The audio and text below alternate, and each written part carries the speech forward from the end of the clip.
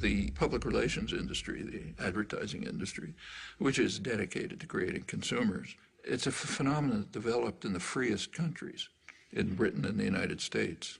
And the reason is pretty clear. It became clear by, say, a century ago that it was not going to be so easy to control the population by force. Too much freedom had been won. Labor organizing, parliamentary labor parties in many countries, women started to get the franchise and so on. So you had to have other means of controlling people. And it was understood and expressed that you have to control them by control of beliefs and attitudes. Well, one of the best ways to control people in terms of attitudes is what the great political economist Thorstein Veblen called fabricating consumers.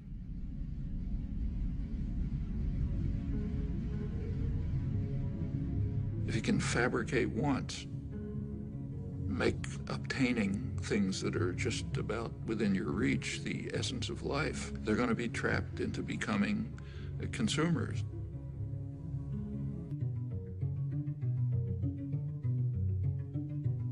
And it's done with great sophistication. You don't see many wild stallions anymore. He's one of the last of a wild and very singular breed. Come to Marlboro country. The ideal is what you actually see today, where, let's say, teenage girls, if they have a free Saturday afternoon, will go walking in the shopping mall, not to the library or somewhere else. The idea is to try to control everyone, to turn the whole society into the perfect system. Perfect system would be a society based on a dyad, a pair. The pair is you and your television set, or maybe now you and the internet, in which that presents you with what the proper life would be, what kind of gadgets you should have. And you spend your time and effort gaining those things which you don't need and you don't want, and maybe you'll throw them away. But that's the measure of a decent life. What we see is in, say, advertising on television. If you've ever taken an economics course, you know that markets are supposed to be based on informed consumers making rational choices.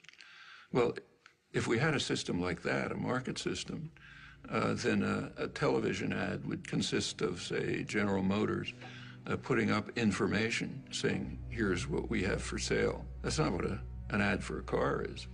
An ad for a car is a football hero, an actress, the car doing some crazy thing like going up a mountain or something.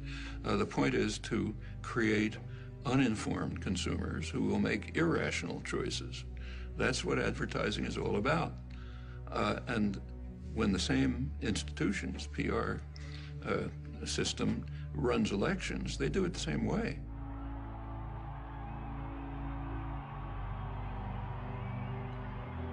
They want to create an uninformed electorate which will make irrational choices, often against their own interests. And we see it every time one of these extravaganzas take place.